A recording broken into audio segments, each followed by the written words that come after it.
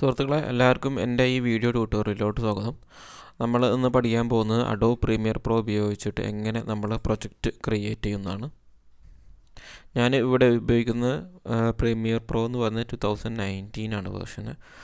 അപ്പം നിങ്ങളുടെ കയ്യിൽ 2019 ആണെങ്കിൽ ഞാൻ ഓപ്പൺ ചെയ്യുന്ന അതുപോലെ തന്നെ ആയിരിക്കും നിങ്ങളുടെ സ്ക്രീൻ ഉണ്ടാവുക. ഇനി പഴയ വേർഷൻസ് ആണെങ്കിൽ അതിൽ കുറച്ച് മാറ്റങ്ങൾ ഉണ്ടാകാൻ സാധ്യതയുണ്ട്. അപ്പം ആദ്യം നമ്മൾ പഠിക്കാൻ പോകുന്നത് എങ്ങനെ നമ്മളൊരു പ്രൊജക്റ്റ് ക്രിയേറ്റ് ചെയ്യുന്നതാണ്. അപ്പോൾ നമ്മൾ പ്രീമിയർ പ്രോ ഓപ്പൺ ആയിട്ട് വന്നിട്ടുണ്ട്. ഇനി നമ്മൾ ചെയ്യാൻ പോകുന്നത് ഇവിടെ ഈ ബട്ടണിൽ ന്യൂ പ്രൊജക്റ്റ് എന്ന് പറഞ്ഞ ബട്ടണിൽ പോയിട്ട് ക്ലിക്ക് ചെയ്യാം.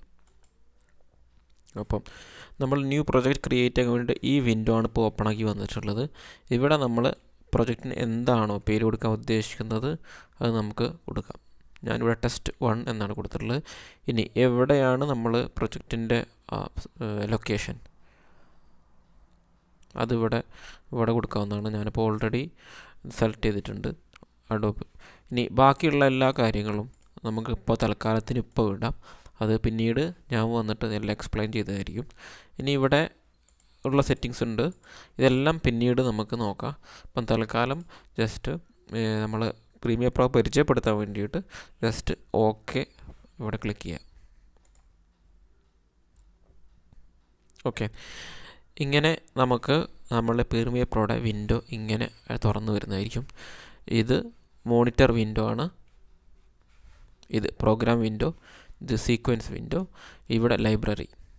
ഓക്കെ, അപ്പം നമുക്ക് ആദ്യം വേണ്ടത് പ്രൊജക്റ്റ് ക്രിയേറ്റ് ചെയ്യാനായിട്ട് നമ്മൾ ആദ്യം ഫയൽസ് വേണം, അതായത് മീഡിയാസ് വേണം. നമ്മളുടെ ഫോട്ടോ, വീഡിയോ, ഓഡിയോ ഇതൊക്കെയാണ് നമ്മൾ ഈ പ്രീമിയർ പ്രോയിൽ ആഡ് ചെയ്യുന്നുണ്ടാവുക.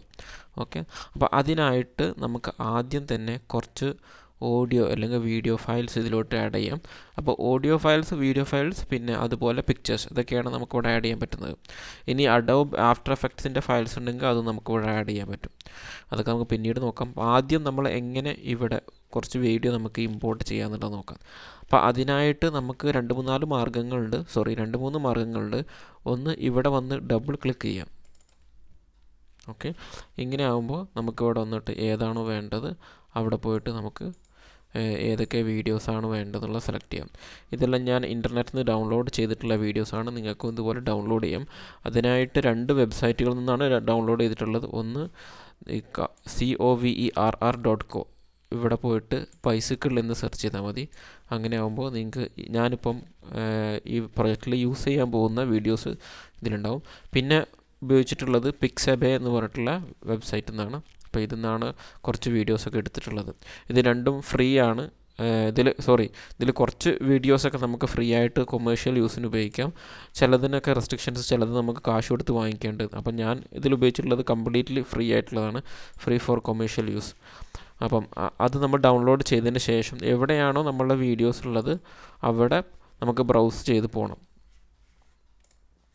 അപ്പം ഞാൻ ഡൗൺലോഡ് ചെയ്തിട്ടുള്ളത് ഇവിടെയാണ്. ഇവിടെ ഞാൻ ആ വീഡിയോസൊക്കെ ഇമ്പോർട്ട് ചെയ്യാൻ പോവാണ്. ഓക്കെ, ഇപ്പോൾ നമ്മൾ ഫയൽസ് ഇമ്പോർട്ട് ചെയ്ത്, സത്യം പറഞ്ഞു കഴിഞ്ഞാൽ നമ്മൾ ഇതിൽ ഫയൽസ് ഒന്നും ഇമ്പോർട്ട് ചെയ്തിട്ടില്ല. ഇതിനൊരു ലിങ്ക് മാത്രമേ ഉണ്ടാക്കിയിട്ടുള്ളൂ. ഓക്കെ, അപ്പോൾ ഈ ഫയൽസ് ഇപ്പോൾ നമ്മളിവിടെ കാണുന്ന ഫയൽസും നമ്മളുടെ ആ ഫോൾഡറും തമ്മിൽ ഒരു link Adobe premier pro prepare ചെയ്യും.